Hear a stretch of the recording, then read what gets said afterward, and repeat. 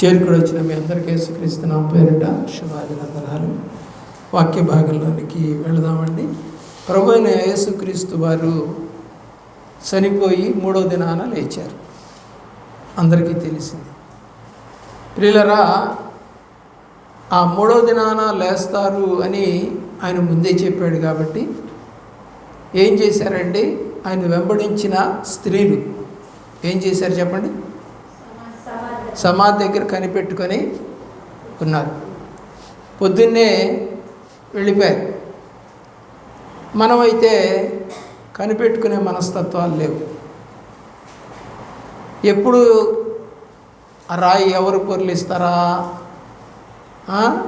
ఆయన లేస్తానని చెప్పాడు అన్న ఆశతో ఉన్నారు.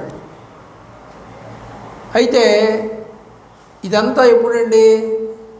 తెల్లారుజామునే. ఇంకా పొద్దు కూడా ఇదే, సూర్యుడు ఉదయించలా. తెల్లారిలోనే వాళ్ళు అక్కడికి వెళ్ళటము, అక్కడ ప్రభువారు లేకపోవటము, తర్వాత ప్రభువారు వారిని గమనించటము ఇవన్నీ జరిగాయి. ఈ సందర్భంలో లేచి లేవగానే ప్రభువారు కొన్ని ప్రశ్నలు వేశారు. ఎవరితో? అక్కడికి వచ్చిన వాళ్ళతో. ఆ తర్వాత ఆయన 40 రోజుల జర్నీలో, అంటే తిరిగి లేచిన తర్వాత 40 రోజులు భూమి మీద కనపడుతూ వచ్చాడు. ఆ 40 రోజుల్లో కూడా కొన్ని ప్రశ్నలు వేసుకుంటూ వచ్చాడు. ప్రభువారు లేచి మాట్లాడుతున్నారు, కానీ ప్రజలకేం రాలా? నమ్మకం రాలా. చచ్చిపోయినాడు ఎట్లా తిరిగి వస్తాడనే భావంలోనే ఉన్నారు తప్ప ఆయన నమ్మట్లా. ఏం చేస్తున్నారు? ఆ కొన్ని ప్రశ్నలు మనము ఈరోజు చూద్దాం. 24వ అధ్యాయము లూకాసు వార్త 17వ వచనం. 24వ అధ్యాయము లూకాసు వార్త 17వ వచనం. ఆయన మీరు నడుచుచు, చదవమ్మా.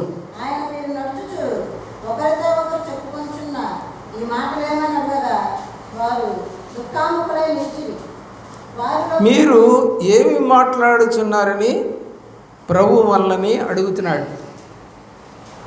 ఈ దినం లేచారు, ప్రభు గురించి ఏమన్నా మాట్లాడారా?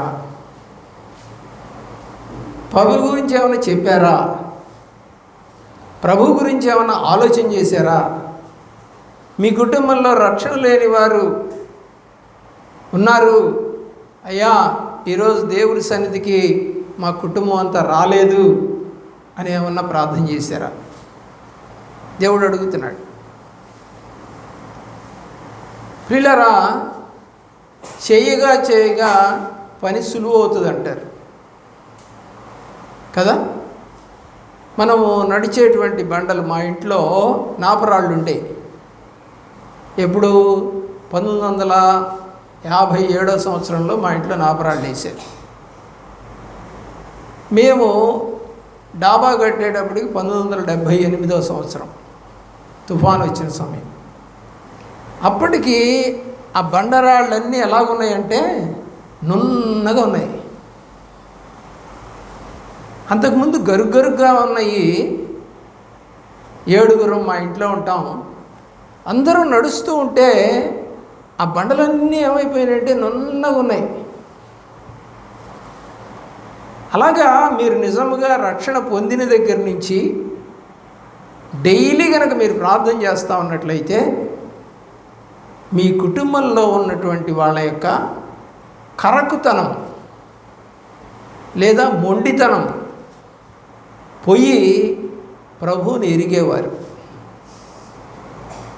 మీకు ఆ ప్రార్థన లేదు. ప్రభువారు చెప్పింది కూడా అదే. లూకాసు వార్త 18వ అధ్యాయము 1వ వచనంలో ఏమంటున్నాడంటే, విసుక్కోకుండా ప్రార్థన చేయండి. ఏం చేయాలి అని చెప్తున్నాడు? విసుక్కోకూడదు. అసలు ప్రార్థన అంటే విసుక్కోకూడదు. బుధవారమా ఏమొస్తాం, శనివారమా ఏమొస్తాం, ఆదివారమా మరి బల్లారాధన తీసుకునే సమయానికి వస్తాంలే. ప్రేయర్ లేదు. ప్రేయర్ ఎక్కడైతే ఉండదో అక్కడ ఏముంటుందండి? సాతాను యొక్క క్రియలు ఉంటాయి. ప్రార్థన చేస్తే దయ్యాలు పోతాయని బైబిల్ చెప్తా ఉంది. యేసు నామమును ఉచ్చరించగానే దయ్యాలు పోతాయని చెప్తా ఉన్నారు. నీ ఇంట్లో కానీ సన్నిధిలో కానీ కలిసి ప్రార్థన లేదు. కలిసి ప్రార్థన చేసే చోట అపవాది దగ్గరికే రాలేడు. కాబట్టి నీ కుటుంబంలో దేవుడు అడుగుతూ ఉన్నాడు, వారు నడుస్తూ ఉంటే చెప్పుకుంటే ఈ మాటలు ఏమని అడుగగా వారు దుఃఖముఖులై నిలిచిరి. ఏం మాట్లాడుకుంటున్నారు వాళ్ళు? యేసు ప్రభు గురించి మాట్లాడుకుంటున్నారు. ఫలానా ఆయన్ని ఇలా చంపేశారు సిలువలో అని మాట్లాడుకుంటున్నారు. ఏనాడన్నా ఎప్పుడన్నా నువ్వు అలాగ మాట్లాడేవా? లేదు. చూడండి, దేవుడు మన ప్రతి మాటను గుర్తు చేసుకుంటాడట. దేవుడు ప్రతి మాటను గుర్తు చేసుకుంటాడట. అవన్నీ కూడా ఎక్కడ రాస్తారట? ఆయన గ్రంథంలో రాసుకుంటాడట. ఎప్పుడన్నా ఒక కేసు వచ్చినప్పుడు కోర్టులోకి వెళితే కోర్టులో వాద ప్రతివాదనలు జరుగుతాయి. వాడు కొన్ని చెప్తాడు. ఏమండి 1978 సంవత్సరంలో ఆమె నన్ను కొట్టిందండి, ఇంట్లోంచి తరిమేసిందండి, చొక్కా ఇప్పి చూడండి, కత్తితో కోసిందండి, ఘాటు కూడా చూడండి, ఫలానా ఆసుపత్రిలో నేను చేరానండి, వారం రోజులు ఉన్నానండి. ఇవన్నీ ఎక్కడ రాశారు? వాడు ఎఫిడవిట్లో రాశారు. ఎందుకంటే ఆ లాయర్ చెప్పాలంటే వీడు వాడికి చెప్పాలి. అవన్నీ అతను రాసుకుంటాడు. ఆ రాసినవన్నీ అక్కడ ప్రజెంట్ చేస్తాడు. ఇది రుజువా కాదనేది జడ్జి చూస్తాడు. మనం అనుకుంటాం, ఏం మాట్లాడుతున్నాంలే, ఏం చేస్తున్నాంలే, ఎవరు చూడొచ్చారులే. న్యాయాధిపతి ఒక ఆయన ఉన్నాడు, న్యాయాధిపతి ఉన్నాడు, తీర్పు తీర్చే రోజు ఒకటి ఉందని బైబిల్ చెప్తా ఉంది. కాబట్టి అది ఇక్కడ జరగదు కదా. వెళ్ళారా? గమనించండి. ఒక అమ్మాయి 16 సంవత్సరాల వయసులో ఒక ఇంట్లో పనిచేస్తూ అబ్బాయిలతో మాట్లాడుతుందని ఆమె గద్దిస్తే, గద్దించడమే కాదు, ఒక 2 దెబ్బలు కూడా వేసింది. కోపం వచ్చి ఆ అమ్మాయిని ఇంట్లో నుంచి పనిలోంచి తీసేసింది.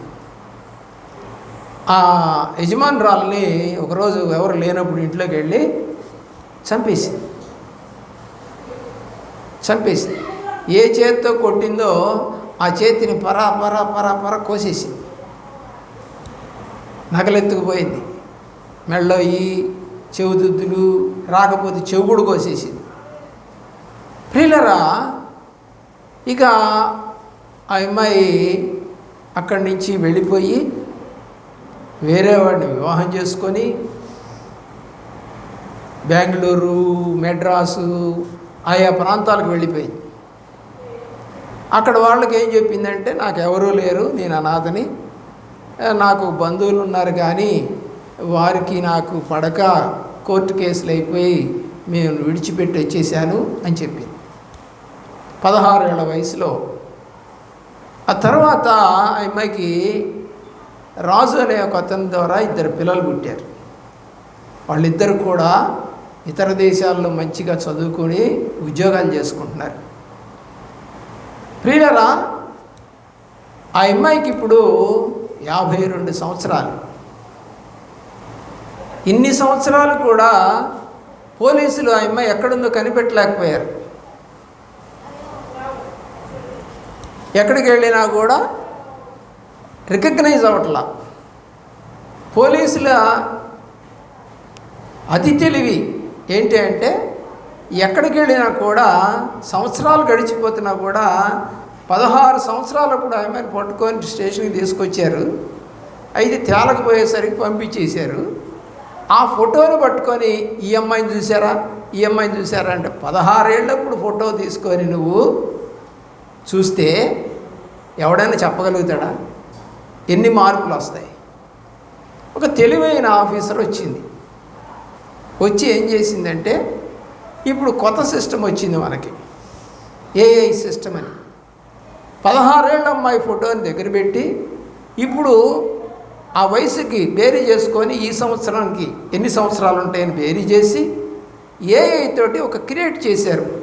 అంటే ఇప్పుడు ఒక 52 ఏళ్ళ వయసు ఉండేటువంటి వ్యక్తి యొక్క బొమ్మ ఎలా ఉంటుంది, కొన్ని పోలికలు కలిసాయి. ఏఐ టెక్నాలజీ తోటి చేశారు. ఇప్పుడు ఈ టెక్నాలజీ తోటి ఆ అమ్మాయి వేరే పేరుతో, మీనా అనే పేరుతో ఉంటుంది వేరే చోట.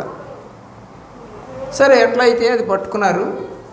దాని ఆధార్ కార్డు ఉంటుంది కదా ఫోన్ నెంబర్కి, దాన్ని చూశారు కానీ అందులో పేరు వేరుగా ఉంది. ఆ రకంగా వాళ్ళు ఏం చేశారంటే ఆధార్ కార్డు పట్టుకొని, అందులో ఉన్న పేరుని పట్టుకొని, అందులో ఉన్న ఫోటోను పట్టుకొని మ్యాచ్ చేసుకుంటూ, సరే అలా వివరాలు తెలుసుకుంటూ వెళ్తే బెంగళూరులో ఒక ఫ్యాక్టరీలో పనిచేస్తాం. ప్రియులారా, ఈ యొక్క అధికారి వెళ్ళాడు, పోలీస్ అధికారి వెళ్ళాడు, మఫ్టీలో వెళ్ళారు.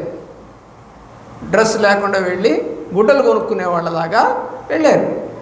వెళ్ళేసేసి ఆ పలానా గుడ్డ అని అడిగారు.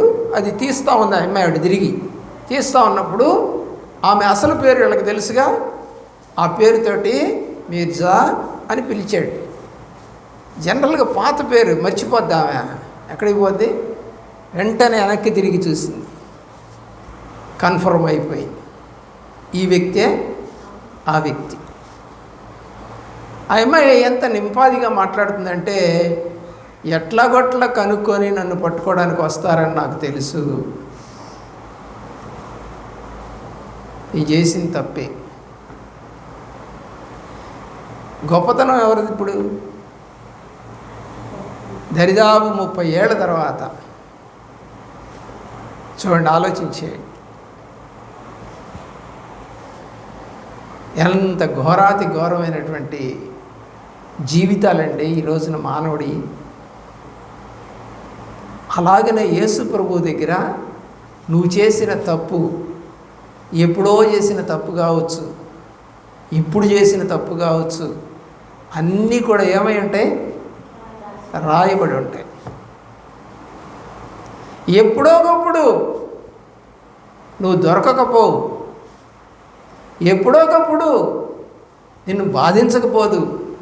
సంఖ్యాకాండంలో 32:23లో చెప్పిన మాట ప్రకారంగా ఏమని ఉంటుందండి, నీ పాపము నిన్ను పట్టుకొనును. ఎప్పటికీ దానికి ఒక టైం అంటూ లేదు.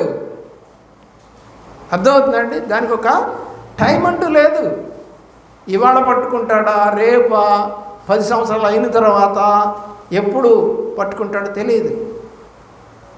కానీ పట్టుకుంటుందని బైబిల్ చెప్తా ఉంది.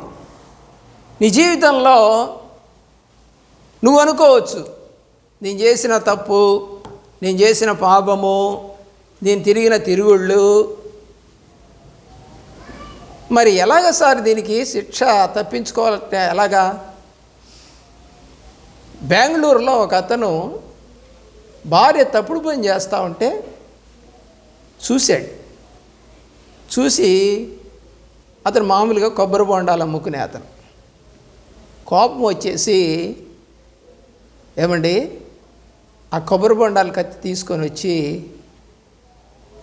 ఆ వ్యక్తితో, ఆమె వెళ్తుంది, ఈయన కొబ్బరి బొండాలు అమ్ముకోవడానికి వెళ్ళాడు అనుకొని వెళ్తూ ఉంది, నడి రోడ్డు మీద కొబ్బరికాయ కత్తితో తలకాయ నరికేసి తలకాయ, మీకు వీడియో కనపడుద్ది, కావాలంటే చూడవచ్చు.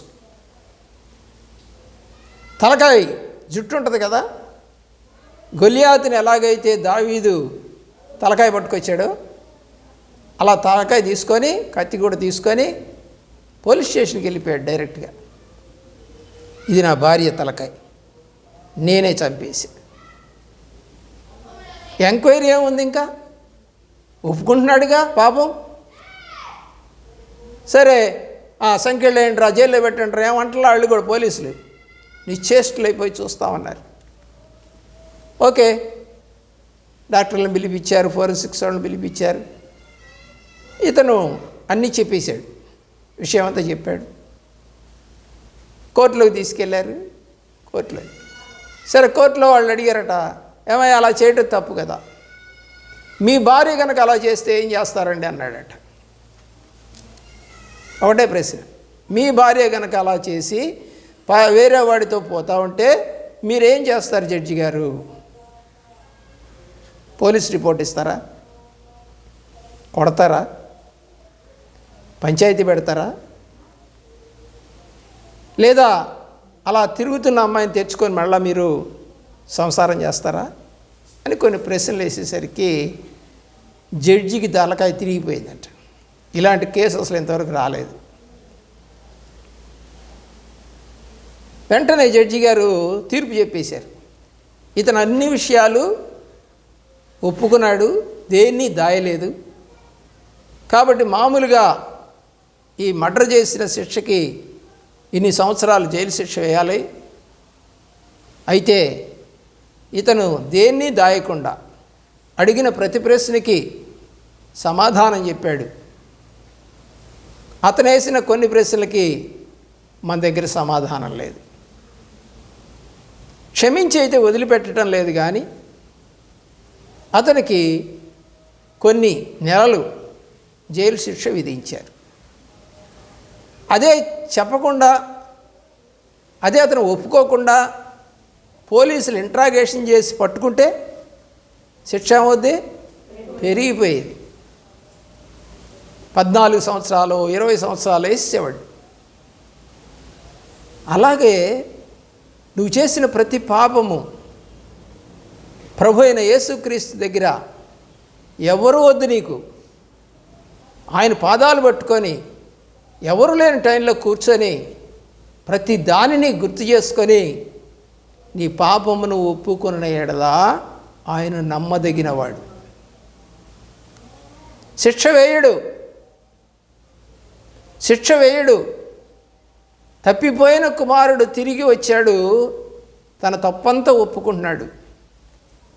నీకు విరోధముగా పాపము చేసి తిని చెప్పేశాడు. తండ్రి ఏంట్రా అలా చేసావు అనలా. ఇప్పుడు పరిగెత్తుకుంటూ వెళ్ళి మెడ మీద ముద్దు పెట్టి, ఉంగరం దొడిగి, చెప్పులు కాళ్ళు దొడిగి, నూతన వస్త్రములు ఇచ్చి, కొవ్విన దూడను కోసి తన ఇంట్లోకి చేర్చుకున్నాడు. అది క్రీస్తు యొక్క లక్షణం. కాబట్టి నీవు పాపం చేసి ఉండొచ్చు, తెలియకుండా చేసి ఉండొచ్చు, తెలిసి చేసి ఉండొచ్చు, ఏముందిలే నన్నెవడంటాడులే అన్నట్టుగా ధిక్కారంతో కూడా ఉండుండొచ్చు. ప్రతి పాపానికి శిక్ష ఉంటుందండి బైబిల్ ప్రకారం.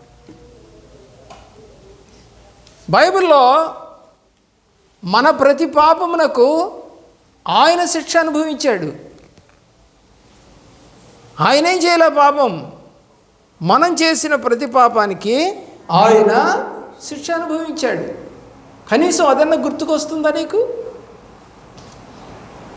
ఈ కొరడా దెబ్బలు 39 దెబ్బలు నేను చేసిన పాపాలు, ముళ్ళ కిరీటం 53 ముళ్ళు నేను చేసిన పాపాలు, మేకులు కొట్టడం నేను చేసిన పాపాలు, వస్త్రములు లేకుండా లాగేసి ఆయన్ని సిలువ మోపించడం నేను చేసిన పాపాలు. దేవుని యొక్క ప్రేమలో మీరు ఒక్కొక్క అంశాన్ని తీసుకొని, ఇది నా పాపమే, నా వల్ల నీకు ఈ శ్రమలు వచ్చాయి, ఇంకా నేను ఇప్పుడు కూడా నేను శ్రమ పెట్టే వ్యక్తిగా ఉండకుండా చేయి అని ఎప్పుడైనా ప్రార్థన చేసావా? మంచి వాళ్ళకి ప్రార్థన వస్తుందట, చెడ్డవాడికి ఎదిరించే తత్వం వస్తుందట. ఎదిరించే తత్వం వస్తుంది. మా తెలుసులే ప్రార్థన, నువ్వు పోలే, ఈ మాటలన్నీ ఎవరి అంట? సాతాని. ప్రార్థనకి రాక అంటే వస్తాలే, సాతాని. సాతాను ఒప్పుకోదు, దేవుడికి లొంగడానికి ఇష్టపడదు, ప్రార్థన చేయడానికి ఇష్టపడదు. పెద్దవాళ్ళు లేదు, చిన్నవాళ్ళు లేదు, సేవకుడు లేదు, అధికారి లేదు. ప్రతి ఒక్కరిని ఎదిరించే తత్వాన్ని కలగజేస్తుంది సాతాను. నిలరా ఎదురాడు వారి కొరకు దినమెల్లా నా చేతులు సాచితి. ఎంత గొప్ప దేవుడే!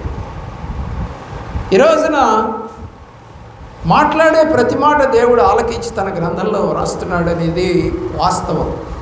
మలాకీ గ్రంథం 3వ అధ్యాయం 16వ వచనం. 3వ అధ్యాయం. మన నోటి మాటలు దేవుని దృష్టికి అంగీకారంగా ఉండాలి ప్రియులారా. చదవండి 3:16.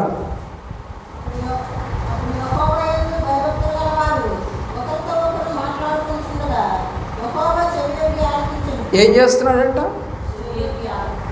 విటుడితో, ఉంచుకున్నోడితో, ఏమండి, మాట్లాడుతున్న ప్రతి మాట ఏం చేస్తున్నాడంట? దేవుడు చెవియొగ్గి వింటున్నాడట. గుర్తుపెట్టుకో. నేనేం పాపం చేశాను అనబాకు, నేనేం తప్పు చేశాను అనబాకు, నేనెవరితో నేను ఒకళ్ళ మీద చెప్పాను అనబాకు. ప్రతి మాట ఆయన వింటా ఉన్నాడు. జ్ఞాపకం చేసుకో. కీర్తనల గ్రంథము 19వ కీర్తన 14వ చరణం.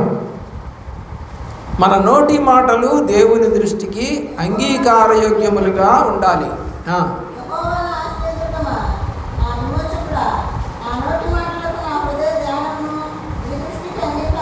ఎలా ఉండాలి నీ నోటి మాటలు? దేవుడు అంగీకరించేటట్టుగా ఉండాలి. అబద్ధాలు, కొండాలు, మోసాలు, తప్పుడు పనులు, దొంగతన పనులు, అన్యాయ పనులు, అక్రమ పనులు, మోసం చేసే మాటలు నీలో ఉండకూడదు. ఆయనకు అంగీకారయుక్తముగా ఉండే మాటలే మాట్లాడాలి నువ్వు. చెడ్డ మాటలు నీ నోటికి రానియకూడదు. అపవిత్రమైనటువంటి మాటలు నీ నోటికి రానియకూడదు. వాటన్నిటికీ లెక్కప్ప చెప్పాల్సి ఉంటుంది. లూకాసు వార్త 2వ అధ్యాయం 19వ వచనం. 2వ అధ్యాయం 19వ వచనం.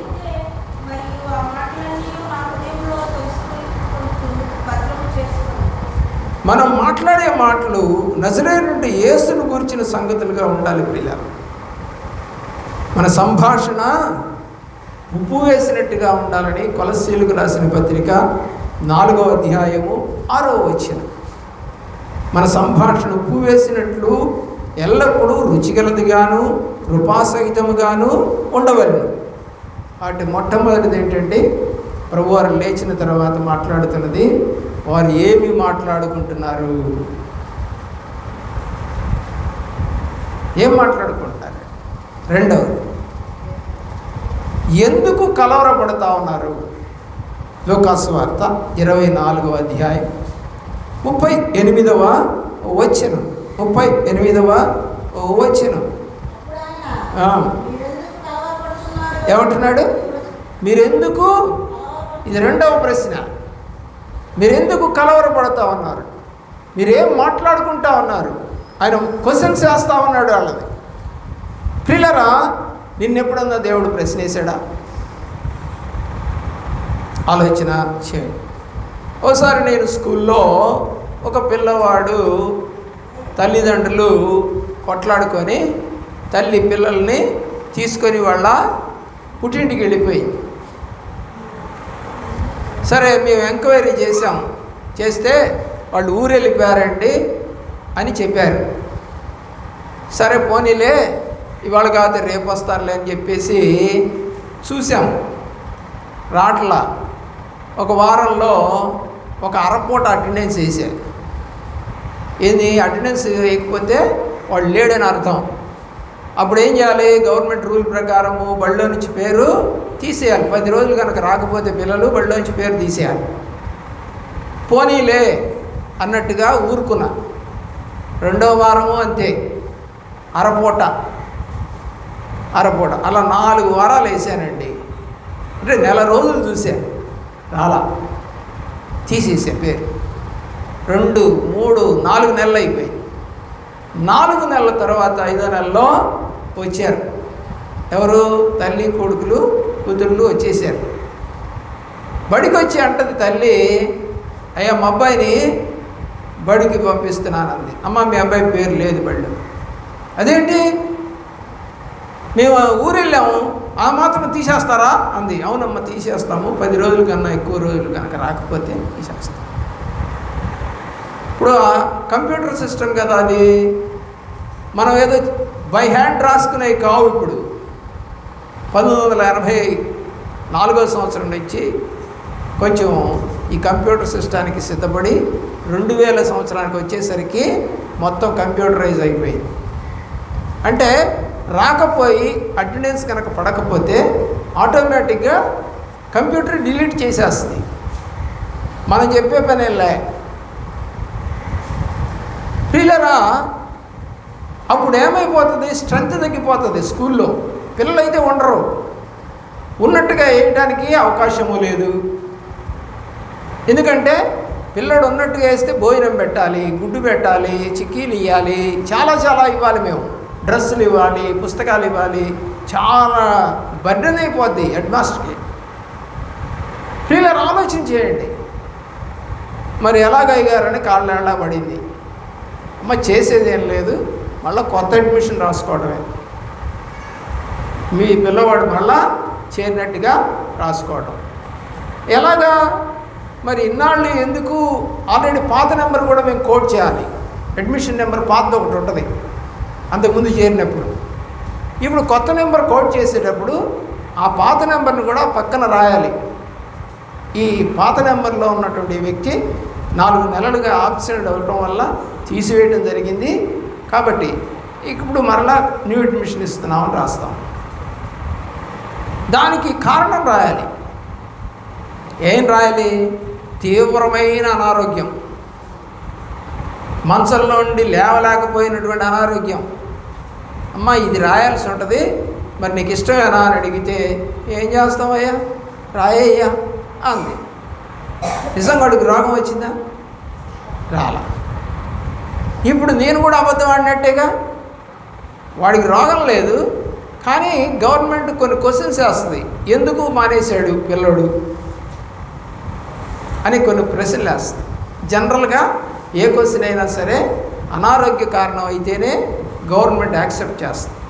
నాకు బాగానే ఉంది, నేను లీవ్ పెట్టుకోవాల్సిన పరిస్థితి వచ్చింది, ఏదో కారణం వల్ల గవర్నమెంట్కి నేను లీవ్ పెడితే కుదరదు అంటది. ఏం రాయాలి? ఐఎమ్ నాట్ ఫీలింగ్ వెల్, నేను బాగా లేను. అబద్ధమే. పిఎఫ్ లోన్ కావాలి, దానికి కూడా ఆరోగ్యం బాగలేదు అని దొంగ సర్టిఫికేట్ డాక్టర్ గారికి ఒక 100 రూపాయలు ఇస్తే సర్టిఫికేట్ ఇస్తాడు. ఆ డాక్టర్ గారు స్టాంపుతో ఉన్నది. ఈయనకి ఫలానా రోగం, ఆ రోగం ఏంటో మనకి తెలియదు, ఆ రాసిన రోగం మనకు తెలుసా? తెలీదు. పోనీ ఆఫీసర్కి తెలుసా? వాడికి తెలియదు అంటాడు అనమాట. అందులో 30 days బెడ్ రిడెన్ అంటాడు. 30 days బెడ్ రిడెనా? ఏది 25-26 ఏళ్ల వయసులో ఏం జరిగింది తెలియదు. ఇన్నేం చూడరు వాళ్ళు. ఓకే డాక్టర్ గారు సర్టిఫికేట్ ఉంది, ఇతనికి బాగలేదు కాబట్టి ఇతనికి పిఎఫ్ లోన్ ఇవ్వచ్చు అని చెప్పేసి లోను శాంక్షన్ చేసేస్తాం.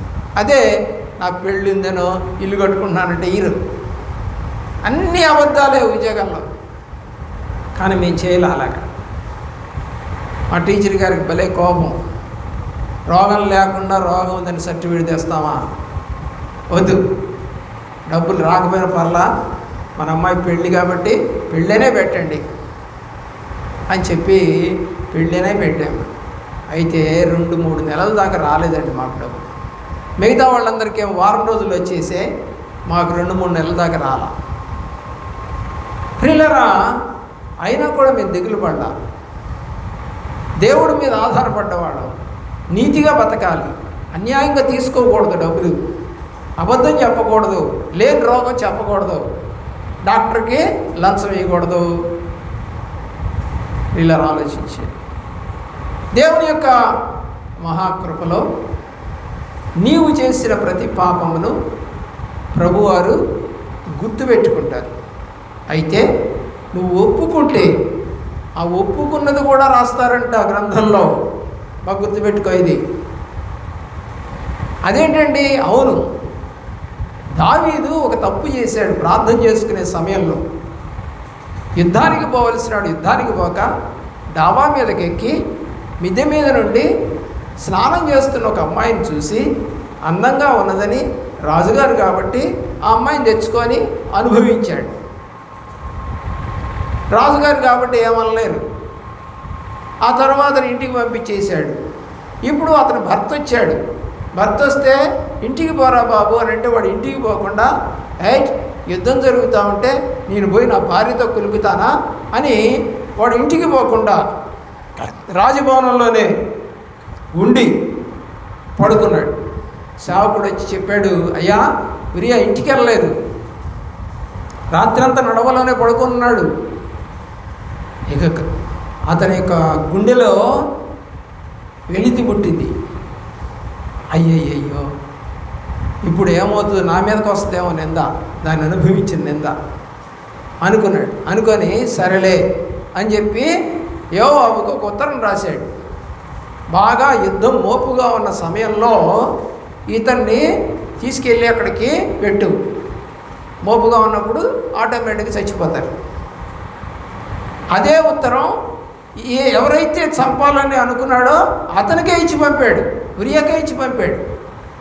ఉరియా ఉత్తరం తెరవలా. యోవాబుకి ఏమన్నాడు, యోవాబుకి తీసుకెళ్ళి ఇచ్చాడు. యోవాబు చూశాడు.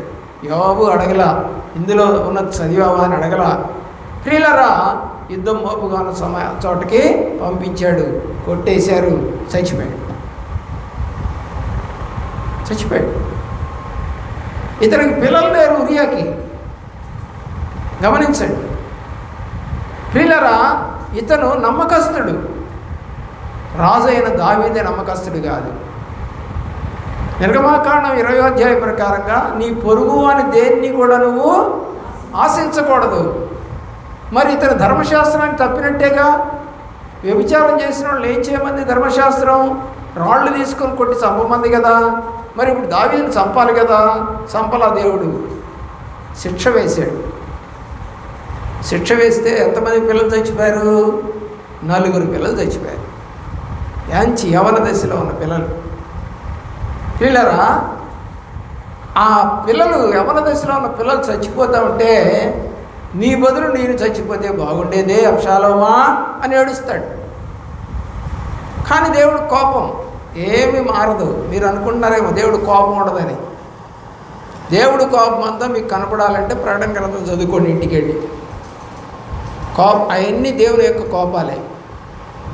మనుషుల మీద, రక్షణ పొంది సరిగా నడవని వారి మీద, దేవుడిని సరిగా ప్రేమించిన వారి మీద ఆయన కోపం, ఆయన ఉగ్రత అంతా కూడా ప్రకటన గ్రంథంలో కనపడుతుంది. ప్రియులరా, అయితే దావీదు దగ్గరికి నాతాన్ని పంపించాడు. నాతాన్ ఎవరు? ప్రవక్త.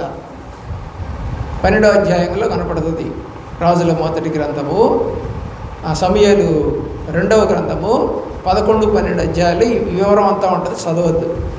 నాతాన్ని పంపించి విషయం అంతా చెప్పిన తర్వాత అతను అంటాడు, నేను పాపము చేసి తిని. ఏమన్నాడు దావీదు? నేను పాపం చేయలేదని అల్లా. దానికి శిక్ష కూడా చెప్పేశాడు. అప్పటికే ఆ అమ్మాయి ఏంటి, ప్రెగ్నెంట్. నీకు పుట్టబోయేటువంటి బిడ్డ చచ్చిపోతాడు అని చెప్పాడు ప్రవక్త. చచ్చిపోయాడు. వాడు చచ్చిపోకూడదని 6 రోజులు ఉపవాసం ఉంటాడు దావీదు. ఇదే ఉపవాసం అండి, తప్పుడు ఉపవాసం. నువ్వు కూడా ఒకవేళ అలాంటి తప్పుడు ఉపవాసాలు ఏమైనా ఉన్నావేమో, తప్పు చేసి ఉపవాసం ఉన్నావేమో, ఒప్పుకోకుండా. ఒకటి గుర్తుపెట్టుకో, ఫస్ట్ చేయాల్సిన పని ఏంటంటే పాపాన్ని ఒప్పుకోవాలి. రెండోది, ఇక అలాంటి పని చేయడానికి ఇష్టపడకుండా ఉండాలి. మూడవది, ప్రభువును అనుసరించి నమ్మకంగా ఉండాలి. ఈ 3 పనులు ఎవరైతే చేయరో వాళ్ళ మీదకి మరలా ఉగ్రత అనేది, కోపం అనేది వస్తుంది. అవునండి, అవును. ఇప్పుడు దావీదు రాజు విషయంలో దేవుడు రాజుల గ్రంథంలో కొడుకుతో చెప్తూ అంటాడు, దావీదు బెర్షెబా విషయంలో తప్ప ఇంకా ఏ విషయంలో కూడా అతను పాపము చేయలేదు. ఇప్పుడు ఒప్పుకున్నాడా లేదా దేవుడు? అతను పాపం చేశానని ఒప్పుకుంటే అతను క్షమించినట్టా కాదా? క్షమించాడు. అతను ఒప్పుకోకుండా నేను రాజును కదా, నేను చేసిన తప్పు ఎవడికి ఇది అని నాతానుతో ఎదురు తిరిగి ఉంటే దేవుడు ఉగ్రత అతని మీదకి వచ్చి చంపేసి బ్రతిమిలాడుతున్నారు. మత్తయి సువార్త 6వ అధ్యాయము 29 నుండి 32వ వచనం దాకా, ఏనాటి కీడు ఆనాటికి చాలు. ఈరోజు చేసావు తప్పు, ఈరోజు ఒప్పేసుకో, దానికి గ్యాప్ ఇవ్వబాకు. మనం ఒక సామెత చెప్తాం, మూచి పెడితే పాచిపోతుంది, పాపాన్ని మూసి పెట్టకు. దాన్ని కూడా రాశాడు బైబిల్లో. రొమ్ములో ఆదాము పాపము దాచుకున్నట్టు గనక దాచుకుంటే దేవుడు నీ మనవి వినకపోవును. వినడంట. పాపాన్ని దాచుకునే వాళ్ళ యొక్క ప్రార్థన దేవుడు వినడు. అందుకని మీ కుటుంబాలు రక్షణ పొందట్లా. నేను పాపం చేశానని చర్చిలో ఒప్పుకున్నా, సాక్ష్యం చెప్పిన నా మొగుడేమంటాడో, మా కుటుంబం ఏమంటుందో, మా బంధువులు ఏమంటారో, నా పిల్లలు ఏమంటారో అనే భయం నీకు. నేను ఎన్నోసార్లు చెప్పాను మీకు, నేను అమ్మాయిలతో తిరిగాను, మందు బార్లలో తిరిగాను, సిగరెట్లు తాగాను, మందు తాగాను, సినిమాలు చూశాను, వెధవ పనులు అన్నీ చేశాను. నేను అన్నిటినీ ఒప్పుకున్నాను ప్రభు దగ్గర, సంఘం ఎదుట. దేన్ని దాచుకోలేదు. నేను ఇందాక చెప్పాను కదా అటెండెన్స్ వేశానని. అప్పుడు దేవుడు నెల రోజులు అటెండెన్స్ వేశాను కదా, ఒక్క పూట చొప్పున 4 సార్లు వేశాను, అంటే 2 రోజులు వాడు వచ్చినట్టుగా వేశాను. దేవుడు అన్నాడు, ఒకరోజు ప్రార్థన చేస్తుంటే, పిల్లవాడు బడికి రాకుండా నువ్వు ఎలా అటెండెన్స్ వేసావు? నాతో మాట్లాడుతూ ఉన్నాడు దేవుడు. పిల్లవాడు బడికి రాకుండా ఉంటే నీ దగ్గర పవర్ ఉంది కాబట్టి హెడ్మాస్టర్గా నువ్వు అటెండెన్స్ వేసావు, కానీ నేను నా గ్రంథంలో రాసేదాన్ని, ఏమనుకుంటున్నావు అని గద్దిస్తే 3 రోజులు ఉపవాసం ఉండి ఏడ్చా. ప్రభువా, అది ఒకడిని ఏదో సేవ్ చేద్దామని చేశానయ్యా, అది నీకు తెలియదు కాదు కదా. మరి సేవ్ చేయగలిగావా? చేయలేకపోయావు కదా. కాబట్టి పాపం ఇప్పుడు వాడిదా నీదా? నీదే. అటెండెన్స్ వేయటం తప్పు నీది. రాని వాడికి అటెండెన్స్ ఎలా వేస్తావు? వాడు వచ్చాడంటే లెక్క ఏంటి? భోజనంలో లెక్కబడుద్ది. పుస్తకాలు ఇస్తావు, డ్రెస్ ఇస్తావు, బూట్లు ఇస్తావు, గుడ్డు పెడతావు, చిక్కీలు ఇస్తావు, ఇన్ని చేస్తావే. ఒక్క పాపానికి ఎన్ని పాపాలు యాడ్ అవుతాయి? ఏం చేయమంటావు ప్రభు? ఏం చేయమంటావు? నువ్వు పాపం ఒప్పుకున్నావు కాబట్టి క్షమించబడితే దేవుని యొక్క ప్రేమలో ఆ శిక్ష ఎలా వేసాడో తెలుసా నాకు? అబ్బాయి 10th క్లాస్లో మ్యాథ్స్లో ఫెయిల్ అయ్యాడు. వేసేసాడు శిక్ష. అది జరిగి 2 సంవత్సరాలు, అంటే మావాడు 8వ తరగతిలో ఉన్నప్పుడు జరిగింది. 10వ తరగతిలో క్షమించాడు దేవుడు, కానీ శిక్ష మాత్రం వేశాడు. మళ్ళా ఏడ్చా, ప్రభువా ఇలా అవమానం కదయ్యా, హెడ్ మాస్టర్ కొడుకు తప్పాడంటే అని. ఇన్స్టెంట్ ఎగ్జామ్స్ ఉన్నాయి కదా మీకు, అంటే మరలా ఏమంటే రాసుకోవచ్చు, అంటే ఇయర్ వేస్ట్ అవ్వకుండా. సరే, ఆ ఇన్స్టెంట్ ఎగ్జామ్ మళ్ళా కుమారుడు రాశాడు, పాస్ అయ్యాడు.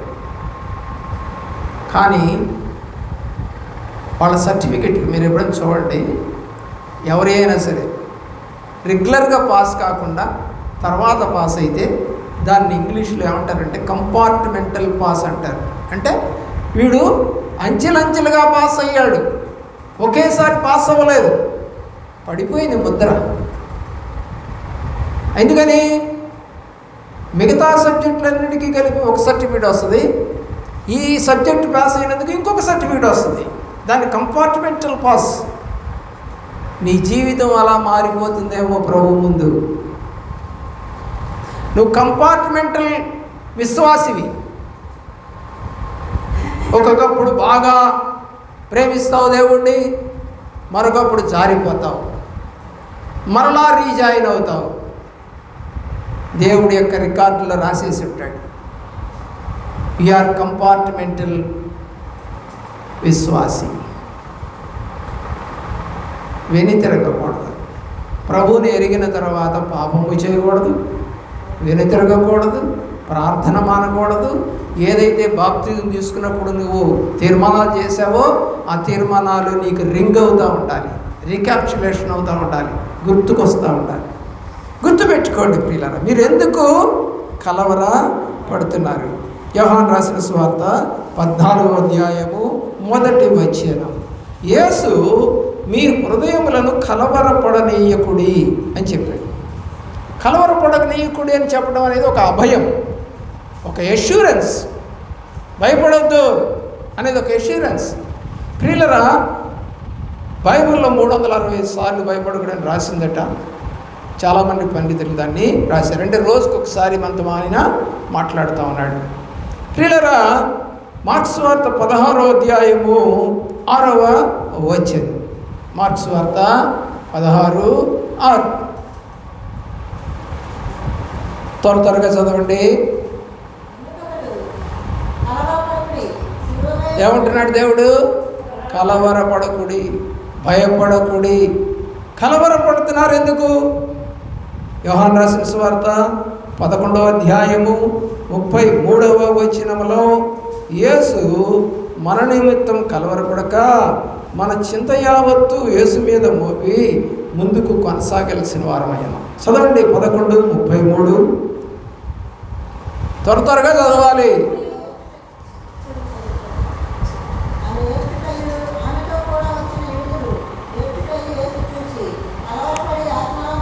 చూసారా? కలవరపడేటువంటి మనస్తత్వం కష్టం వచ్చినప్పుడు, బాధ వచ్చినప్పుడు, ఇరుకు వచ్చినప్పుడు, పిల్లలు తప్పినప్పుడు, పిల్లలు మార్గాలు తప్పి తిరిగినప్పుడు, ఉద్యోగాలు రానప్పుడు, పెళ్ళిళ్ళు అయినా కూడా పిల్లలు పుట్టనప్పుడు, పిల్లలు పుట్టినా కూడా సరిగా పుట్టనప్పుడు, సరిగా పెరగనప్పుడు ఏమొస్తుందండి పెద్దలకి, తల్లిదండ్రులకి? కలవరము. ప్రతి తల్లిదండ్రి పిల్లల గురించి కలవరం పడుతూనే ఉంటారు. ఇప్పటికే కాదు, చనిపోయేంత వరకు పడతారు. ప్రభు గురించి ఏమైనా కలవరపడ్డావా? ఆత్మ గురించి ఏమైనా కలవరపడ్డావా? ప్రార్థన చేయలేకపోతున్నానని ఏమైనా కలవరపడ్డావా? బైబిల్ చదవలేకపోతున్నానని ఏమైనా కలవరపడ్డావా? ఒక కొత్త పాఠం నేర్చుకోలేకపోతున్నానని కలవరపడ్డావా? పరిచర్య నేను చేయలేకపోతున్నాను, అవకాశం ఉండి యవ్వనతనంలో ఉండి చేయలేకపోతున్నాను ఏమైనా కలవరపడ్డావా? లేదు. అన్నా అనేటువంటి స్త్రీ లూకాసు వార్తలో ఎన్ని సంవత్సరాలండి ఆమె సేవ చేసింది? 84 సంవత్సరాలు. విధవరాలుగా అయిన తర్వాత 84 సంవత్సరాలు మందిరాన్ని విడిచిపెట్టకుండా సేవ చేసింది. ఈరోజు ఎంతమంది విధవరాలు దేవుడి సేవ చేస్తూ ఉన్నారు? నాకు భర్త యొక్క టార్చర్ లేదు, నన్ను తిట్టేవాడు లేడు, కొట్టేవాడు లేడు, అనేవాడు లేడు, నేను దేవుడి సేవ చేస్తాను, నేను దేవుడిలో ఉంటాను, నా కుటుంబాన్ని దేవుడిలో పెంచుతాను, నా దేవుడు నన్ను ఆదరిస్తాడు, కనికరిస్తాడు, నన్ను సృజించిన వాడు నాకు భర్త అయి ఉన్నాడు అని నమ్మకంతో ఉన్నటువంటి విధవరాళ్ళు ఎంతమంది? ఆలోచించి. ఆమె భర్త చనిపోయిన తర్వాత పిల్లలు లేరు ఆమెకి. ఆమె 84 సంవత్సరాల పాటు దేవుడి సేవ చేసింది. ఏ సేవది? ఉపవాసంతో ఉంటూ. ఈ రోజున విధవరాళ్ళు నిజంగా ఉపవాసం ఉండి ప్రార్థన చేసేవాళ్ళు ఉన్నారా? ఎగతాళిగా. అందుకని యవ్వన స్త్రీలను విధవరాళ్ళ జాబితాలో చేర్చొద్దన్నాడు. అంటే యవ్వనంలో భర్తను కోల్పోయిన వాళ్ళని విధవరాళ్ళ జాబితాలో చేర్చొద్దన్నాడు. ఎందుకంటే వాళ్ళు దారి తప్పి తిరుగుతారు అని రాశాడు బైబిల్లో. ప్రియులరా, మనం చదివినటువంటి 2వ భాగము కలవరపడుతున్నారు ఎందుకు? 3వది సందేహము పడుతున్నారు ఎందుకు? 24వ అధ్యాయము లూకాసు వార్త 38వ వచనం. 24:38 చదవాలి త్వరగా.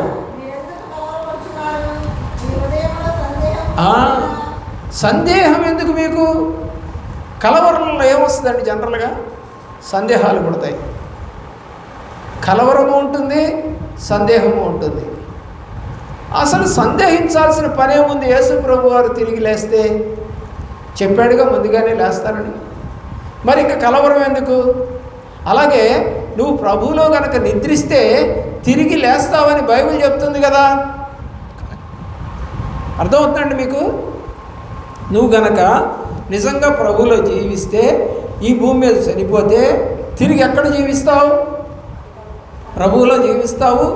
14వ అధ్యాయం యోహాను రాసిన సువార్తలో, వచ్చి నేను మిమ్మల్ని తీసుకెళ్తాను, సమాధులు తెరవబడతాయి, దేవుణ్ణి ఎరిగిన వారంతా కూడా మధ్యాకాశంలో ఆయన కలుసుకొని మేఘారూఢుడై వచ్చినటువంటి ఆయనతో కూడా మనము కూడా పరలోకమునకు ఎక్కిపోతామని రాసి ఉంది కదా. నీకు లేదా నమ్మకం? నీకు లేదా? నేను యుగ యుగాలు దేవుడితో ఉండే ఒక సమయం నాకు దేవుడు అనుగ్రహిస్తాడు, కాబట్టి ఇక్కడ నేను నీతిగా బతకాలి, అక్రమంగా బతకూడదు అనే ఆలోచన రావట్లేదా? చాలామందికి ఏంటంటే ఈ భూమి మీద ఉన్నటువంటి సౌకర్యాలను అనుభవించాలనే కోరికలు ఎక్కువ ఉంటాయి. మా ఇల్లు మీరు చూశారు, అది కట్టి ఇప్పటికీ 50 ఏళ్ళు పైన, 50 years అబోవ్. పెద్ద పెద్ద గోడలు, 14 అంగుళాల గోడలు, ఇంత వెడల్పు ఉంటాయి గోడలు. మాయి కిటికీలో మనిషి కూర్చోవచ్చు. ఈరోజు మనం పెట్టుకునేటువంటి కిటికీలో ఒక గ్లాస్ కూడా పెట్టలేము, అంత చిన్న చిన్నవి. ఎందుకని? 9 అంగుళాల రాయిలో నీవు మళ్ళా 5-6 అంగుళాల కిటికీ పెట్టేస్తే నీకు సందు ఉండదు. కిటికీలో మనుషులు కూర్చునే అంత అంటది మా ఇల్లు. ఇల్లు మారేమా? నేను 8వ తరగతిలో తయారు చేయించిన మంచం, అదే మంచం మీద పడుకుంటున్నా ఈ రోజుకి. నేనేదో మంచి బెడ్ కొనుక్కుందాము, పరుపు కొనుక్కుందాము, డబ్బులు ఉన్నాయి కదా, దివాన్ కొనుక్కొని దాంట్లో పడుకోవచ్చు కదా అనుకోవాలా. నాకు గుర్తుంది, నా కోసం 8వ తరగతిలో నాన్నగారు చేయించిన మంచం, టేకు మంచం, నవారు మంచం, మార్చలా. మా ఇంటికి వస్తే అదే కనపడుతుంది మీకు. ఈ రోజుకి నేను బెడ్ మీద పడుకోను. నాకు దేవుడు ఇచ్చాడు ఇది చాలు. నాకు దేవుడు ఇచ్చాడు ఇల్లు చాలు. నాకు దేవుడు ఇచ్చాడు భార్య చాలు. నాకు దేవుడు ఇచ్చాడు పిల్లల్ని చాలు. ఉద్యోగం ఇచ్చాడు చాలు. ఆస్తి ఇచ్చాడు చాలు. ప్రతి దానిలో తృప్తి పడ్డానండి ఈ రోజుకి కూడా. హెచ్చు లేదు పోలా. పెద్ద అపార్ట్మెంట్ కొనుక్కోవడానికి లేవా డబ్బులు? దేవుడు ఇచ్చాడుగా. ఇద్దరు ఉద్యోగస్తులమేగా. పేదతనంలో లేదుగా, అప్పు చేయలేదుగా. ఇన్ని దేవుడు చేస్తే నేను హెచ్చించుకుంటే దేవుడు ఏమంటున్నాడు? హెచ్చించుకున్నవాడు తగ్గించబడదు, తగ్గించుకునేవాడు హెచ్చించబడదు. నిజంగా నేనే తగ్గించుకోకపోతే నా కూతురు అమెరికాలో చదివేది కాదు, కెనడాలో సెటిల్ అయ్యేది కాదు. అలాగే నేనే కనుక తగ్గించుకోకపోతే మేమిద్దరము మా పిల్లలకి చదువు వచ్చేది కాదు, ఉద్యోగాలు వచ్చేది. ఈ రోజున 20 లక్షల ప్యాకేజీతో నా కుమారుడు బెంగళూరులో ఉద్యోగం చేస్తున్నాడు. పర్ మంత్ 1.6 లక్షల పైగా జీతం. ఏం చేసుకుంటామండి? నెత్తికేసి కొట్టుకుంటామా? ఎంత తింటామండి? కానీ దేవుడు హెచ్చిస్తానే ఉన్నాడు. దరిదాపు 15 కోట్ల రూపాయలతో కెనడాలో ఇల్లు కొనుక్కున్నారు. ఎంత మనం తగ్గించుకుంటే మన కుటుంబం అంతగా ఆశీర్వదించబడుతుంది. తగ్గించుకున్న వాడు హెచ్చించబడతాడు. చాలామంది అన్నారు, ఇంకా ఈ పాత ఇంట్లోనేనా, ఇంకా పాత అదే ఆ కిటికీలు, మా కిటికీలు ఇలా కూడా ఉండవు, సువ్వలు సోల కిటికీలు మాయి. పాత రోజుల్లో సోల కిటికీలు ఉంటాయి. అయ్యి ఎంతోమంది ఎగతాళి చేసిన నా దేవుడు నన్ను ఎగతాళి చేయలేదు. ఆ ఎగతాళి చేసిన పిల్లలందరికీ కూడా ఉద్యోగాలు లేవు, మంచి మంచి స్థలాలు లేవు, ఇళ్ళు లేవు, కానీ అన్నీ ఇచ్చాడు నాకు దేవుడు. ఇవి నాకు కావాలా? ఎచ్చులు కావాలా? సందేహం ఎందుకు నాకు? నా దేవుడు నన్ను దీవిస్తాడు, నా దేవుడు నన్ను కనికరిస్తాడు, నా దేవుడు నన్ను కాపాడుతాడు. ఈ 70 ఏళ్ల వయసులో కూడా దేవుడు కాపాడుతూ ఉన్నాడు, వదిలిపెట్టలేదు ఆయన. నేను మిమ్మలను విడువను ఎడబాయను అని చెప్పిన మాట నిజం కాదా? అయితే నువ్వు నమ్మకం ఉండాలి. నమ్మకమే దేవుడి యొక్క రాజ్యానికి వారసత్వం. ఎప్పుడైతే నమ్మకాన్ని కోల్పోతావో నువ్వు వారసత్వాన్ని కోల్పోతావు. బాగా గుర్తుపెట్టుకో. ఏం జరుగుతుందండి? అనేక మార్లు ఆయన చెప్పాడు, నేను తిరిగి వస్తాను, శ్రమ పొందుతాను, మృతి పొందుతాను, కానీ తిరిగి లేస్తాను. మరి మనకు కూడా కలగొచ్చేమో శ్రమలు, బాధలు, కష్టాలు.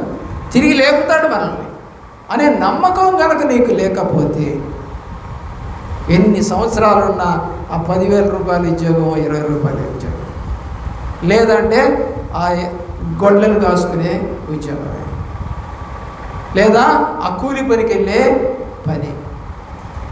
హెచ్చుగా ఉండటానికి నీవు దేవుళ్ళు తగ్గించుకోవాలి. చిన్ననాడే కనుక తగ్గించుకున్న దావీదు వలె ఉంటే రాజును చేశాడు, హెచ్చించాడు. గాడిదలు కాసుకునే సౌలును రాజుని చేశాడు. ఆమోసు కింద పడిన పళ్ళను ఏరుకునే ఆమోసుని ప్రవక్తన చేశాడు. పొలం దున్నుకునే ఎలీషాని ప్రవక్తన చేశాడు. వాళ్ళంతా తగ్గించుకున్నవారు. తగ్గించుకున్న వారిని అందరినీ దేవుడు హెచ్చించాడు, గొప్ప గొప్పగా చేశాడు. ఈరోజు 2000 సంవత్సరాలు అయినా వాళ్ళ పేర్లు ఎత్తిపెట్టి వాళ్ళ గురించి మనం చదువుకుంటున్నామంటే వాళ్ళ పేర్లు ఏమన్నా మాసిపోయాయా? ఏ మన పేర్లు ఎందుకని 5 సంవత్సరాలు 10 సంవత్సరాలు అయితే ఏమంటే పలానా సుబ్బమ్మ గారు ఉండాలంటే ఏ సుబ్బమ్మ అంటే వాడు చెప్పేది ఏంటో తెలుసా? అదే ఒక 5-6 ఏళ్ల క్రితం చనిపోయిందండి. ఏదో చనిపోయింది, వాళ్ళు ఇల్లు అమ్మేసుకున్నారు, వెళ్ళిపోయారు. వాళ్ళు ఎవరున్నారా ఇక్కడ? ఎవరు లేరు. పేరు ఏమైపోయింది? మాసిపోయింది. పేరు మాసిపోయింది. ఇల్లు అమ్ముకున్నారు, ఆ ఇంటి వారు ఎవరు లేరు, ఇక్కడ ఊర్లోంచి వెళ్ళిపోయారు. కానీ దేవుణ్ణి ప్రేమించిన బిడ్డలు వెళ్ళిపోయారా? హృదయాల్లోంచి తీసేయబడ్డారా? బైబిల్లో గ్రంథంలో రాయకుండా ఉంచాడా? మన పేర్లు కూడా ఆయన యొక్క గ్రంథంలో రాసుకుంటానని ప్రకటన గ్రంథంలో రాశాడు. వద్దా? ఆ గ్రంథంలో నా పేరు పిలువబడుతుంది, నేను కూడా చేరియుందు నచ్చటను అని చక్కని పాట ఉంది. ప్రియులరా, ఆలోచన చేయవలసిందిగా కోరుతా ఉన్నాం. దేవుని యొక్క మాటలలో దేవుడు అంటున్నాడు, మత్తయి సువార్త 14వ అధ్యాయము 3వ వచనం. 14వ అధ్యాయము 3వ వచనం. ప్రభు పేతురుతో మాట్లాడుతూ ఉన్నాడు.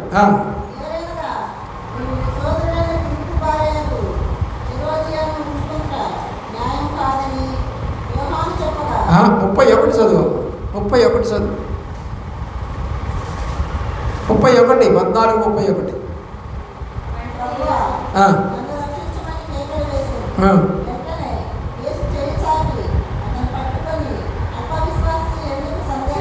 ఏమంటున్నాడు? ఎవరికి ఇప్పుడు సందేహం? అదే మనకు సబ్జెక్ట్ అర్థం కాకపోవడం అంటే. అక్కడే రాశాడు ఆ మాట.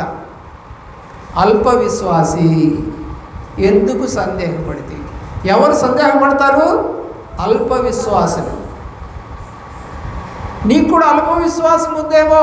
నాకు ఇది చేస్తాడా, చేయడా, ఇది జరుగుతుందా, జరగదా, నేను మంచిగా బతుకుతానా లేదా, నాకు ఈ రోగం పోతుందా లేదా, సందేహంతో దేవుణ్ణి అడగకూడదు.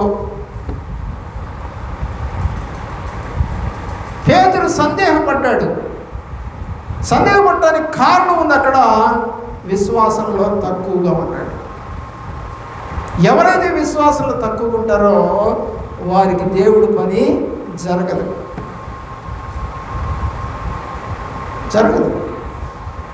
ఎందుకంటే దేవుడు చేస్తాడంటావా అన్నావా, ఇక దేవుడు నీకు చేయడు. మనం పోతున్నాము, ఆయన అడిగితే ఇస్తాడంటావా అన్నావా, ఈడు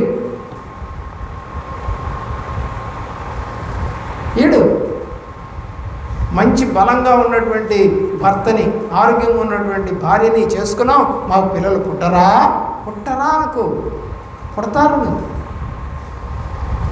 ఏమడుగుతుందండి?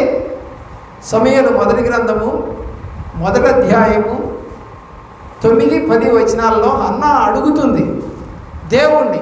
ఏమని అడుగుతుంది?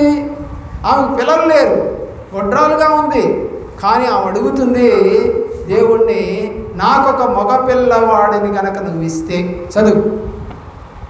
చదవాలి త్వరగా. సరే, మరి మీకు వాక్యం తెరవడం రావట్లా, చదవడం రావట్లా. 9-10 వచనాలు.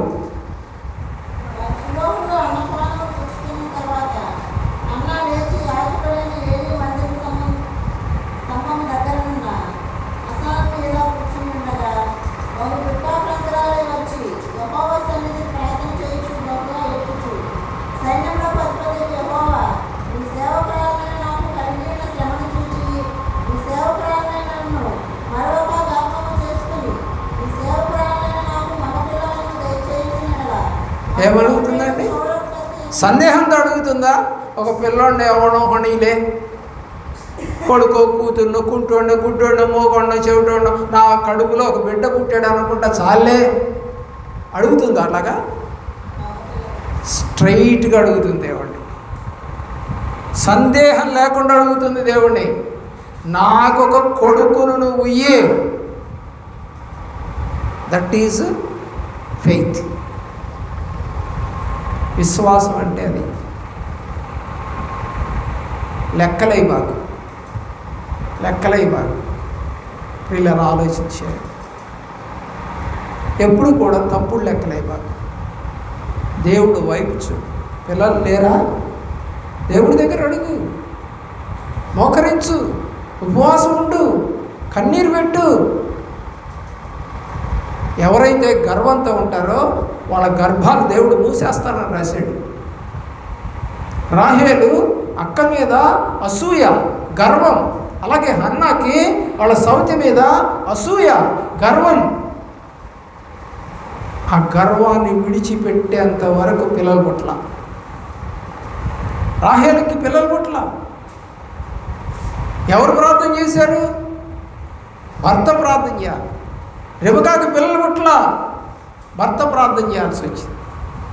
నీ భర్త అట్టాకు ప్రార్థన చేయడు, నీ భర్తకు ప్రార్థన తెలియదు, నీ భర్తకు రక్షణ లేదు, నీ భర్తకు విశ్వాసం లేదు. పైన లోకంలో తిరిగేటువంటి నీ భర్తలు, కొడుకులు, కూతుళ్ళు ఉన్నారు నీకు. ఇక మంచి కార్యక్రమాలు చూద్దామని ఆశపడుతున్నావా నీ కుటుంబంలో? లేదు. కుక్కకి కుక్క పిల్లలే పుడతాయి, పందికి పంది పిల్లలే పుడతాయి, అవిశ్వాసకి అవిశ్వాస పిల్లలే పుడతారు. నువ్వెన్ని అనుకో, రెడ్డి గారు ఎట్లా చెప్తున్నారంటే అనుకోకు. ఇది వాస్తవం. విశ్వాసిగా ఉంటే విశ్వాసంగా ఉండే పిల్లలు పుడతారు. నువ్వు అవిశ్వాసిగా ఉంటే నీ పిల్లలు కూడా అవిశ్వాసిగానే ఉంటారు. వాళ్ళు కూడా లోకంలోనే సంచరిస్తారు. వాళ్ళనందరినీ దేనికి అప్పగిస్తానని చెప్పాడు దేవుడు? చెప్పండి. భ్రష్టమైన మనసుకి అప్పగిస్తాన్నాడు. రోమాపత్రిక 2వ అధ్యాయం దేవుని యొక్క ప్రేమలో 2వ అధ్యాయంలో మనం చూస్తూ ఉన్నాం. ఏమిటి అక్కడ కనబడుతుంది? చేసుకుంటే దేవుని యొక్క అనుగ్రహము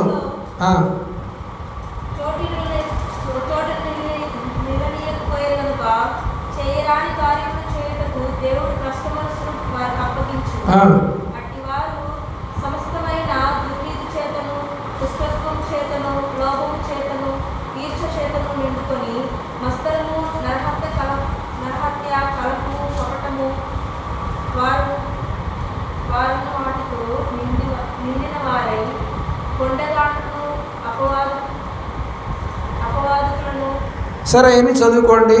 మాట తప్పని వారును, అనురాగరహితులు, నిర్దయులయుండిరి, ఇట్టి కార్యములను అభ్యసించువారు మరణమునకు తగిన వారుగాను దేవుని న్యాయ విధిని వారు బాగుగా ఎరిగిండి వాటిని చేయుచున్నారు. ఇది మాత్రమే కాక వాటిని అభ్యసించు వారితో సంతోషముగా సమ్మతించుచున్నారు. ఏమండి, ఏం జరుగుతుంది ఇక్కడ? ఎలాగ నిండుతూ ఉన్నారంట? ఆ వాక్యాలన్నీ కూడా 1వ అధ్యాయములో మనకు కనబడతా ఉన్నాయి కదా. 26వ వచనం నుండి దేనికంట దేవుడు వారిని దేనికి అప్పగిస్తాడంట? తుచ్చమైన అభిలాషలకు వారిని అప్పగించను. ఏ అభిలాషలు వస్తాయి? డబ్బులు లేవు నీకు, కానీ పెద్ద షోరూమ్కి వెళ్ళి గుడ్డలు కొనుక్కోవాలి. డబ్బులు లేవు నీకు, స్మార్ట్ వాచ్ కొనుక్కోవాలి. డబ్బుల్లో నీకు నగలు కొనుక్కోవాలి. డబ్బుల్లో నీకు ఏమంటే 30 రూపాయలు కూడా చెప్పులు వస్తాయి, కానీ 300 రూపాయల చెప్పులు కొనుక్కోవాలి. ఏ అభిలాష ఇది? తుచ్చమైన అభిలాష. తుచ్చమైన అభిలాషకి ఎప్పుడు కూడా మనం అమ్ముడుపోకూడదు. ఎప్పుడైతే తుచ్చమైన అభిలాషలకి అమ్ముడుపోతామో దేవుడు కార్యాలు జరగవు. తగ్గించుకుంటే హెచ్చించబడతాం. నీలో తగ్గింపు గుణం అనేది లేక ఏమండి వాటిని ఎవరైనా చూస్తారా?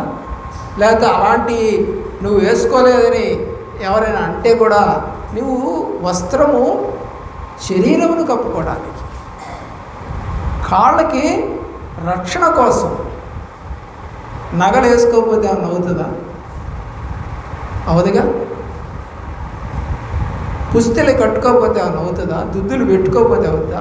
పిచ్చి పిచ్చి పెట్టుకోవాలా? నార్త్ చూడండి, ఏముండవు వాళ్ళకి. నార్త్ అంటే మన ఆంధ్ర ఇండియాలోనే నార్థన్ కంట్రీస్ వాళ్ళకి చెవులకే ఉండవు, మెడలో వేసుకోరు, బొట్లు పెట్టుకోరు, మేకప్లు వేసుకోరు, మామూలుగానే తిరుగుతూ ఉంటారు వాళ్ళు. మన వాళ్ళకే ఈ పిచ్చి ఎక్కువ. ఎందుకని? పెళ్ళికి ఏ నగలు వేసుకోవాలి? పిచ్చి నగలు. దాని పేరేంటి? పిచ్చెక్కిస్తాడు. జాగ్రత్త. ఏమనుకుంటున్నావు? పిచ్చెక్కిస్తాడు నీకు. నువ్వు వేసుకున్నదేంటి? పిచ్చి. కాబట్టి నీకు పిచ్చెక్కిస్తాడు. ఏమన్నా వేసుకోకపోతే పెళ్లి చేసుకోకూడదా? అడ్డమా? దేవుడికి ఏమన్నా అడ్డమా? పూజారికి ఏమన్నా అడ్డమా? పాస్టర్ గారికి ఏమన్నా అడ్డమా? ఏమంట? ఏ అభిలాష ఇది? తుచ్చమైన అభిలాష. మా అమ్మాయి అడిగింది, డాడీ నగలు పెట్టుకుంటే బాగుంటుంది కదా. నేను కొనియను. ఏమన్నా అల్లుడు గారు నగలు పెట్టుకుంటేనే పెళ్లి చేసుకుంటా అన్నాడా? బంధువులు అన్నారా? ఎవరికి వచ్చింది ఈ కోరిక? నీకే. అమ్మకు వచ్చిందప్పని రాలా. కానీ అమ్మ అడిగింది, కొంటే బాగుంటుందేమో అంది. కానీ మన దగ్గర అంత లేదు కదండి, వద్దులే అంది. సరే, తర్వాత మాట్లాడుకుంటున్నారు, మీలాగానే పిచ్చి నగలు కొందామని. ఈ ఆడవాళ్ళకి ఏముంటుంది? తుచ్చమైన అభిలాషలు. నా కొంటే బంగారమే కొనుక్కోవాలి, లేదంటే ఊరుకో, ప్రసక్తే లేదు. చివరికి ఒక ఉంగరం చేయించింది అంటే ఒక 15,000 రూపాయలతోటి ఒక ఉంగరం చేయించి అంతే. చూడండి, మా అమ్మాయి పెళ్లి ఫోటోలు ఏం కనపడవు నగలు. మరి మీరా పిచ్చి నగలేసుకొని అమ్మోరులాగా సిగ్గు సెరలాగా వచ్చారు. 2 నెలలు 3 నెలలు కాకముందే ఇవన్నీ ఎక్కడ ఉంటాయి? చెత్తగొట్టలో ఉంటాయి. పనికి మారిన నగలు, పనికి మారిన ఆలోచనలు, తుచ్చమైన అభిలాషలు. కారు కొనుక్కో, మా కారు నడుపు అన్నారు మా ఫ్రెండ్స్. నేను ఒకటే చెప్పాను, నాకు 21 ఏళ్ల వయసు అప్పుడు. మా ఫ్రెండ్స్ కార్లు ఉన్నాయి, బళ్ళు ఉన్నాయి.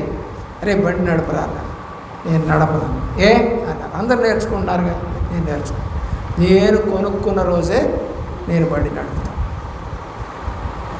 నాకు ఈ ఆశ లేదు. నాకు సైకిల్ ఉంది చాలు, నాకేమీ ఇబ్బంది లేదు. బండి కొనుక్కోవాలన్న ఆశలు లేవు. కారు నడుపురా, నేర్చుకోరా, అందరు నేర్చుకుంటున్నారు కదా కుర్రోళ్ళంతా, మనోళ్ళు. నేను నేర్చుకోను, ఎక్కుతా కానీ నేర్చుకోను. కారు కొనుక్కున్నప్పుడే నేర్చుకుంటాను. ప్రతిదీ కూడా చిన్నప్పటి నుంచి నా భావన ఎలా ఉంటుందంటే, నాది కాని దాన్ని నేను ఆశపడేవాడిని కాదు. నాది కాని నేను ఎప్పుడు ఆశపడలేదు. దేవుడు నీవాడా? ఆశపడ్డావా దేవుణ్ణి? నీ ఆశ నెరవేరుస్తాడు. లోకాన్ని ప్రేమించావా? దేవుడు నిన్ను ప్రేమించడు. లోకాన శాశ్వతానందమేమి లేదాని చెప్పెను ప్రియుడేసు, పొందావలేని లోకమునందు అమెన్నో శ్రేమలు. ఎంత చక్కగా పాట ఉంటే ఏనాడన్నా గుర్తుకొస్తుందా మీకు? అది ఏనాడన్నా నేను ఎందుకు ఈ తుచ్చమైన అభిలాషల కొరకు ప్రయాసపడి పరిగెడుతున్నాను? నా జీవితం ఏమిటి అసలు? అవి 4 రోజుల నుండి తీసి అవతల పారేసేవి. గుడ్డలు ఎన్ని రోజులు కట్టుకుంటావు? ఎన్ని సంవత్సరాలు కట్టుకుంటావు? చెప్పులు ఎన్ని సంవత్సరాలు వేసుకుంటావు? నీ జుట్టుకి ఎన్ని సంవత్సరాలు కొప్పు పెట్టగలవు? ఒక ఆమె చెప్తుంది, అయ్యగారు నేను పెళ్లి కాకముందు ఇంత పొడుగుండేదండి అంది. ఇప్పుడు ఇంత కూడా లేదు.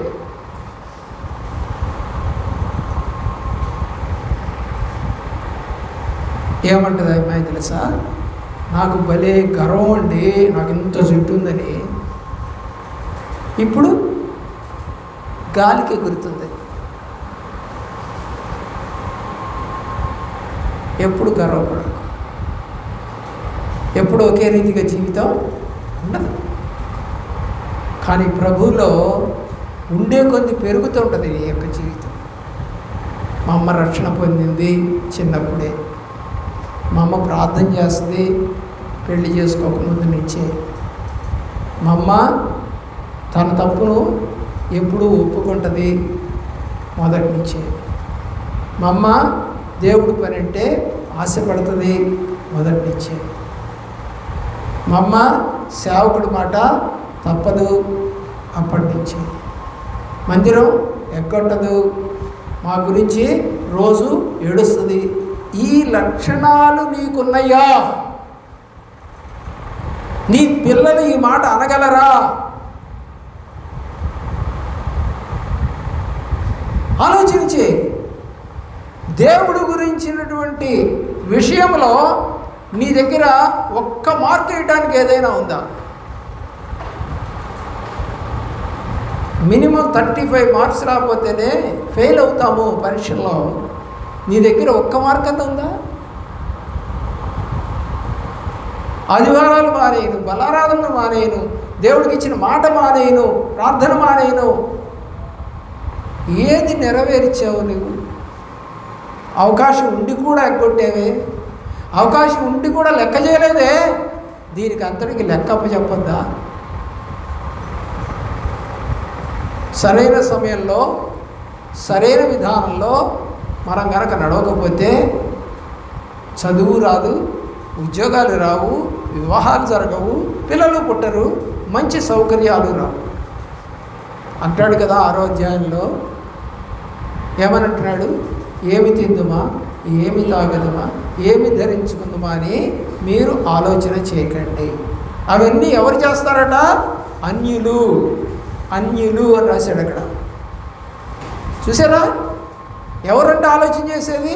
కాబట్టి నువ్వు ఇప్పుడు అన్నీ ఆలోచన చేస్తున్నావు అంటే ఎవరు నువ్వు? ఇప్పుడు అన్యురాలవి, అన్యుడవు.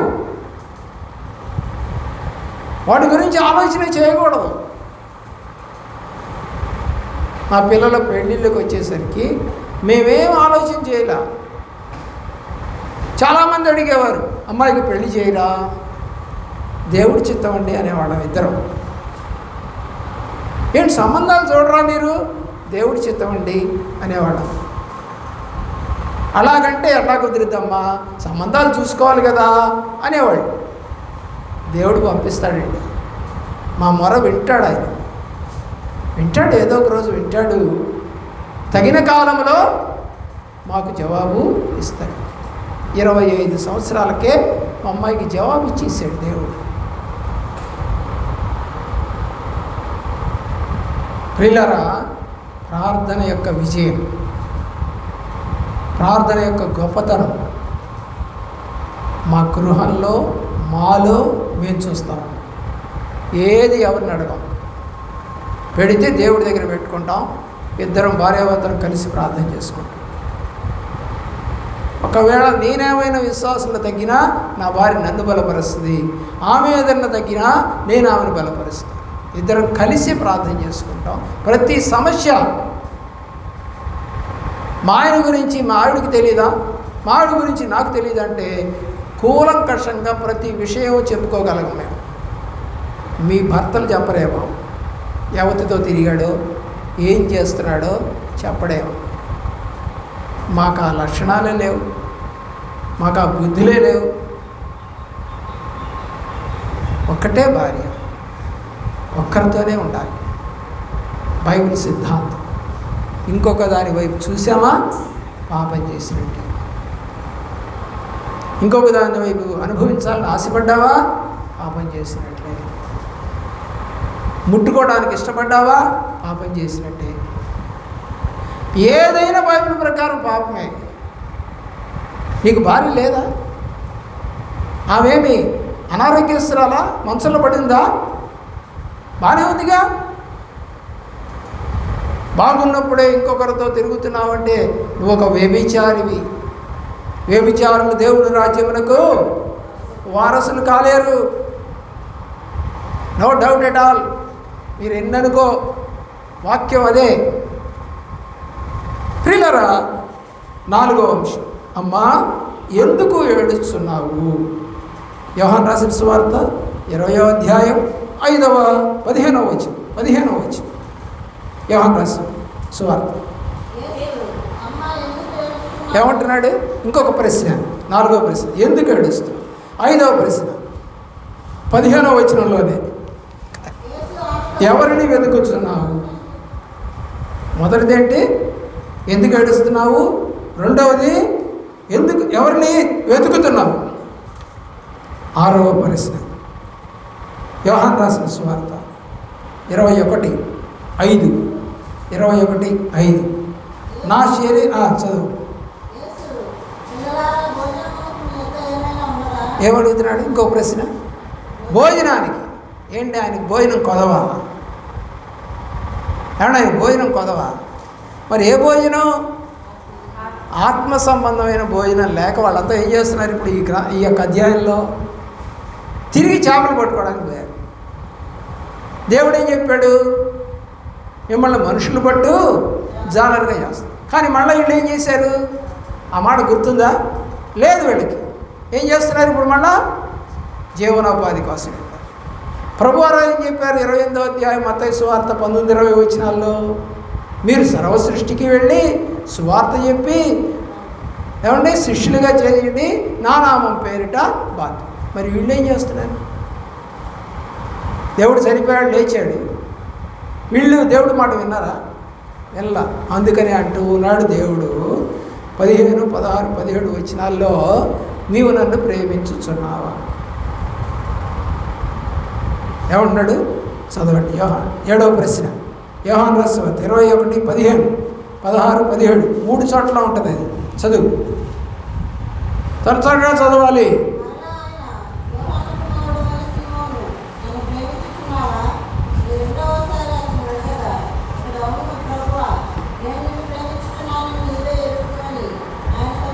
చాలు, అలా 3 సార్లు చెప్తాడు.